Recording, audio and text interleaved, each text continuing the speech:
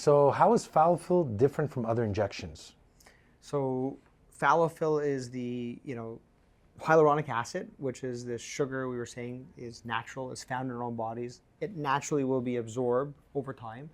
If you don't like it, we inject a hyaluronidase. It's an enzyme. Within about 20 minutes, I can make everything disappear.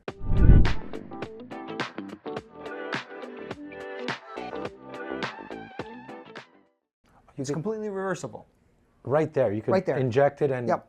Okay. So it's kind of nice that you finally have something that, boy, is it a surgery? Is this going to potentially get me infected and have all these issues where some people have jumped on a plane and gone to have these techniques done elsewhere? So probably the most common question that a man's watching that's asking, does it hurt? Is it painful? Well, I think when you go to the dentist, does it hurt? Well, who's your dentist? Yeah. What's their technique? Are they soft and gentle? Are they explanatory? Hey, look, this next move may have a little pressure and experience. So aside from the Falafel being unique because, well, it's not just the injectable agent. There's over 100 different types of hyaluronic acids. So which one's being used, the durability, and what's called a G prime, which is the displaceability. When you push on the gel, is it have a bounce back? Is it stiff? So some people will inject hyaluronic acid, which is the gel, under the chin. They want to have a stiff line. It's going to feel very firm. But in other areas, you want to have one that's going to have a softer, so it's going to look natural. So we have a unique one for Falafel. So all 34 providers across North America who are urologists doing these do the same technique. So like when you go to, shouldn't use that example, but it makes sense to all the viewers and to you. If I say you want to go to a cheeseburger, when you go to any McDonald's, you're going to get the same cheeseburger, the same number of pickles, exact same technique. So the type of filler, the injection sites, and what's most important, I think, is the silicone sleeve. There's a kind of a patent sleeve that is going to hold the gel under the skin and allow it to be displaced evenly. So there's other techniques that they're going to be injecting, and then, by the way, 3 times a day, or you'll have to mold your phallus, and you may have a job and you may not be able to do those things. So the sleeve keeps it in spot, similar to if someone wants to do implants or so forth. The surgeon can do the technique, but then the adjustment, the bra or whatever, is going to hold and position the gel before it matures into its location. But so if I come in and I want to get the treatment Falafel, do I say, well, I want it this big? Is like, how does it work? The more I inject, the bigger it gets. Is there? How does this work with a patient? So yeah, first meet with them. We measure the stretch length. So for every inch and a half is 1 syringe. So kind of think of it as like 2 train tracks, 1 on each side. We want to make 2 or 3 syringes per side per session, and we're going to aim to increase your girth by 1/3 of an inch per session. So gradually you build your way up. So you could just keep... Some men... maybe it's a little silly question, but I'm sure men are asking, how big can I make it? I mean, again, if you go to Falafel, you can see some live cases, and I think some people get... Again, I'm not a judger, but I kind of wonder who's the partner. You may have a significant girth. I can go as... I mean, there's got to be a size where, that's kind of balanced with your body, is it? I know it's a little bit of a... I think so. I mean, not just with your body, but the glands, the head of the penis. So I call it Beetlejuice, where you the small head. So I guess as a doctor, you also recommend and tell them, look, I think you should go this size, or... I don't recommend. Usually they come and they know what they want. So they're kind of like, look, I want to increase. And so it's nice because it's sort of a gradual process, kind of like puberty. You're going to grow for the next couple of years. And so we do this as a team, a partnership, and to which during your first session, we explain, getting used to the sleeve, because there's a silicone sleeve that you're supposed to wear that kind of keeps the penis stretched out like a giraffe. It's silicone, so it doesn't stick out your pants like you're, excited. You won't get arrested on the street.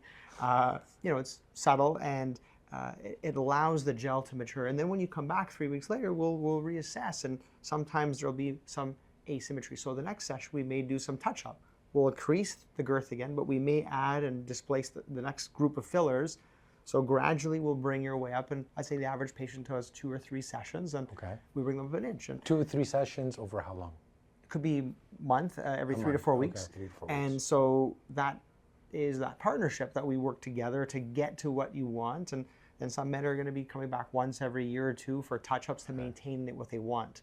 So you see the change when it's flaccid, but what when you have an erection, is that also much bigger? Or yes, so the whole process is the same. So again, coming back to the penis is 3 cylinders, 2 for the corporal bodies, corpora cavernosa, caves.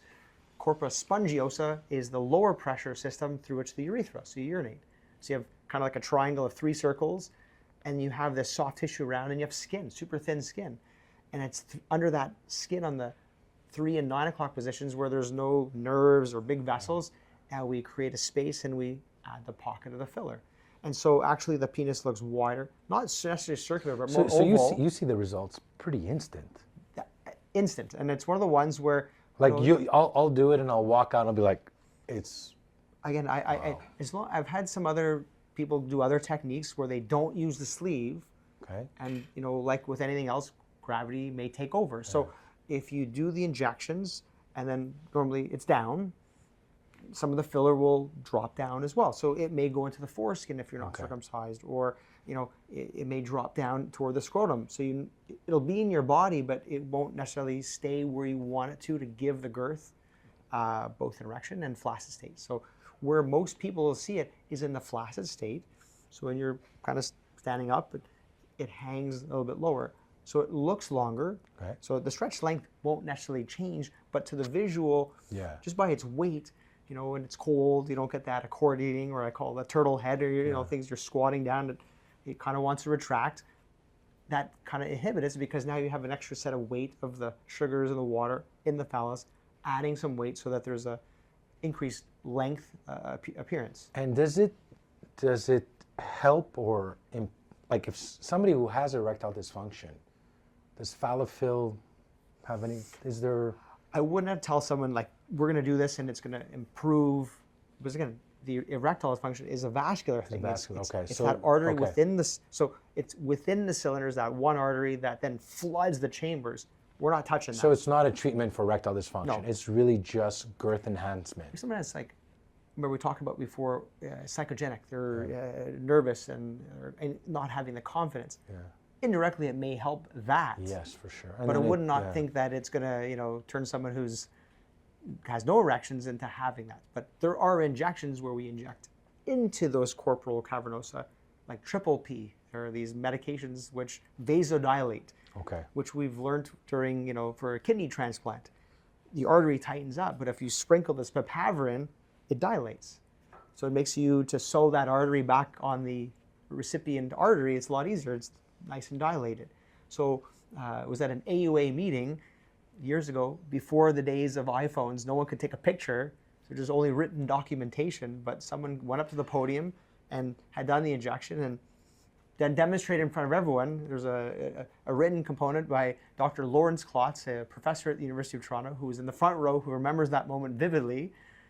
And that was the proof, because no one would necessarily believe it, but today's where men didn't have erections after they had prostate cancer surgery, and you just inject this literally tiny amount of liquid within the corporal cavernosa with a very small insulin needle. It takes about 10 seconds to do. That's it. That's it. But again, that would be a solution for someone with severe ED. I'd say 95% of the time it'll work, and it may work too well. And then you may have an erection more than 4 hours, called priapism, or otherwise a compartment syndrome. There's no movement of blood, and you need to have it drained. Otherwise, it'll form a clot, and you may, have fibrosis to the entire corpora cavernosa. So how long does it last after, you do your first treatment and you do the whole cycle? How long does it last? So we're actually looking to study this from the inventors of Fallofill from Dallas, where I went to go do the training. They have been treating patients for over 5-6 years. Collectively, over 50,000 men have had the same technique, all with this patented sleeve that helps maintain the filler. And some patients who've done other treatments, other techniques without the filler, we call it FalloFix. So they can come and we can do touch-ups and fix these asymmetric penises because the filler migrates. But in general, it really depends on your age. Are you smoking? Because smokers tend to be more dehydrated. and your metabolism. So everyone's going to have different, metabolisms of that space. But in general, I usually say you should expect to maintain that at least 1 or 2 years, maybe longer. And That's it's not with like, one treatment. well, whatever you put in is sitting in the space, and the certain parts like your lips and other, they get very rich with blood supply. When it goes away, does it just go down? Does it just? It goes back to where it was. But the worst case, it goes back to what you had. Okay. Wow. It And then doesn't- somebody could just come back and do it again. Correct. So, I mean, it's not something that, creates very low risk of infection, very low risks of hematoma, done by an experienced developer and treater, I apologize. And with it is, I guess as I was saying before, it's reversible. If you don't like it, you can, if it migrates, we can inject the hyaluronidase, and within 10, 20 minutes, it's gone. And let's say you do your treatment, can you have intercourse? Like, do you have to wait? Is it like, how does that? So it's kind of like you're putting in some wet cement. Like you're putting this in, and it could get displaced, So and you want to keep it in spot. So the at least the sleeve that we have, this fallow sleeve, it's patented. We want to leave on 3 consecutive days. So it's a sleeve. It allows the head of the penis. It's kind of like a turtleneck that holds the penis like a giraffe out, so you can urinate. You may have some spraying, but it's swaddled, compressed, so that it evenly distributes the gel for 3 days, and then you can take it off, and you could, for shower or intercourse, then you want your sleeve back on.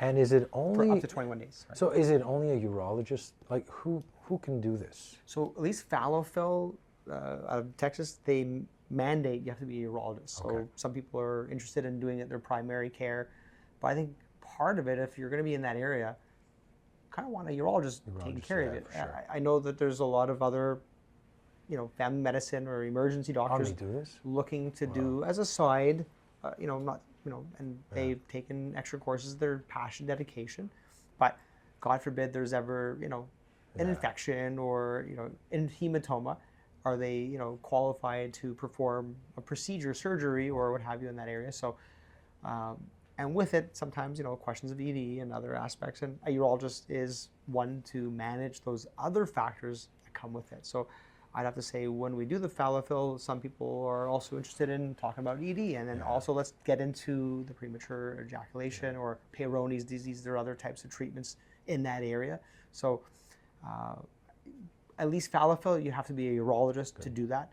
And, if it's you or your family members, you should only look for the brand Fallofill. Is there other brands like imitations, generic? Like, I don't know if it exists. I'm just there's numerous others, and again, there is, I can't, but Fallofill is the original. Fallofill is what it was shown to me, and it kind of makes sense. I've seen others where patients don't wear their sleeve, and that mimics what I've seen on other techniques where they do the injection, and they're like, go home and model it, and like silly putty, do it 3 times a day, and then life gets busy. Like, honey, children, I'll be with you. Dad's, you want to be discreet, and I think this is what. It's nice. There's a naturalness that no matter who's the provider, that sleeve, kind of like if you have augmentation, you wear a special bra for a month.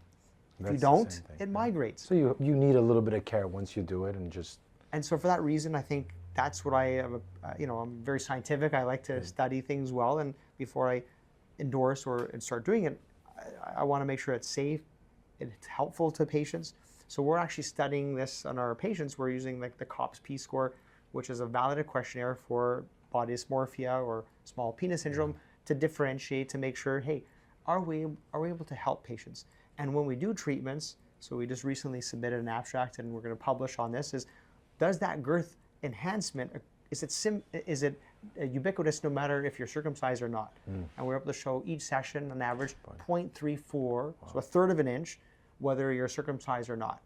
So I think that was one of the things that we're trying to look at as predictors of saying, hey, look, I can treat you, but you're a smoker, or you're of this age. You may not get that match, or you may get more, depending on that amount of units that we inject, and those other, body elements, obesity, smoking, diabetes, these things.